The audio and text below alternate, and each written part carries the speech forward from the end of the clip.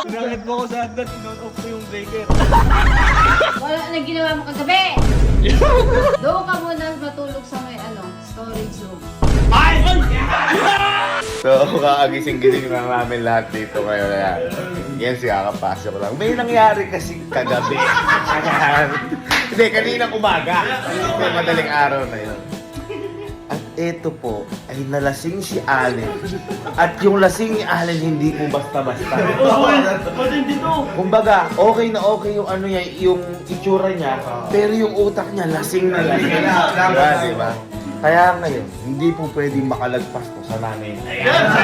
Kasi hindi niya alam yung ginagawa niya. Kaya ngayon, ipapaalam natin kung ano yung mga ginawa niya. Ha? Kasi delikado yung boy, sa totoo lang. Paano kung may magawa siya? Abay, biglang pinapababa yung breaker. Halika boy, ano natin kay mama? Halika. Masyado ka naalala ko boy, wala nga pala si Kelsey. Wala siya. Maaga natulog kasi may pasok nga pala. Uy, dito nangyari sa kunanay na. Kita mo, linis ngayon ha. Ang linis ngayon. Diyos ko, 4 hours ata nilinis natin. Hanggang ngayon si Allen tulog pa. Ganun kalala. Kaya boy, matindi nga yun. Kung tayo kagigising lang natin, malala na yun. Kasi gabi na eh. Boy, ano yung pinakakit na yung breaker mo? Hindi yung breaker. Ayun, okay, nakabukas pa. Nakabukas pa yun, asum mo. Pinakapit ko kay Yani, gago. Bigla daw pinapaangat tsaka pinapaangat. Ma, ano ginagawa mo? Asa ka kagabi? Natutulog ka na, di ba? Alam mo ba? Ganyan-ganyan yung tsura ni Allen. Alam mo ba kung ano nangyari kahapon sa anak mo? Bakit? Si Allen. Parang grabe ka naman mag-react. Kala mo naman. Walang mangyayaring masama dun. Pero may ginagawa siyang masama. Para maintindihan mo, bago kasi ako mag-video, nag-utos ako kay Allen na kunin yung Team Bugok shirt dito sa may closet mo. Yun lang yung pinagawa ko. Tapos babalik siya. Pero kakaiba lahat ng nangyayari. What? Kapit ka. Pero ngayon ko lang nakita si Allen na ganito kalasing. Panoorin mo. Sa aparador ni Mama lahat wala sa bagong gawa. Wala, pumunta ka. Galing. Sige, yan. Aga, pupunta ho ako. Okay, si Mama. Okay, Mama. Ha?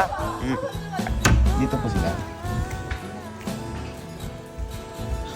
Ano ka talaga, Allen? Napakabubuhat ka. Sarang na napakasarang nila lang. Oh, ayan o. Yan lang yung meron dyan. Yan lang. Paano mawawala? Ayan o. Ayos ka.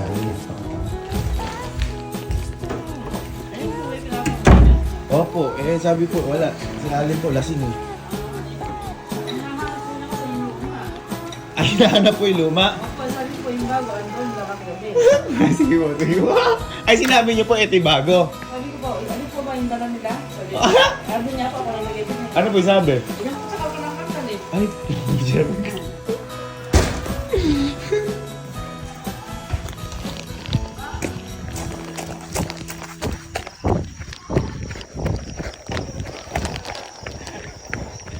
ikaw po.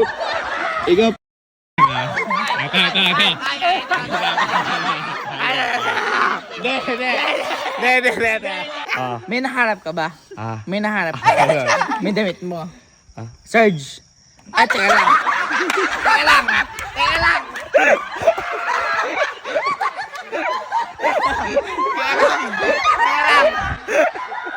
Puta, lasing.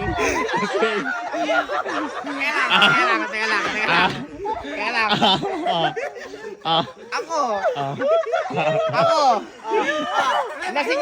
Teka lang. Ako kasi.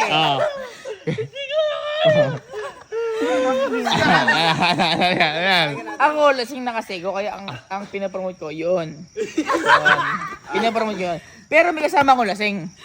ano mo na konektado niyo sa sinasabi? Ano yun? Hindi, yung nakuha mo, konektado doon.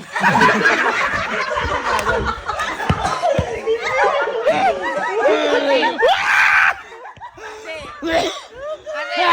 Kasi yung nakuha mo, konektado doon. Bakit naging konektado? Kasi yung konektado na yun, si manager yung ano. Si manager yung... Ay, si manager. Alam mo ba kung nakailang balik ka dito at di mo na ginagawa, pumunta ka pa. Ano ginawa mo sa kwarto mo? Kasi, Hindi, ano ginawa mo sa kwarto mo? mini-make sure ko, Hindi, ano mo na ginawa mo sa kwarto mo? binibilang ko Alin? yung sukat mo.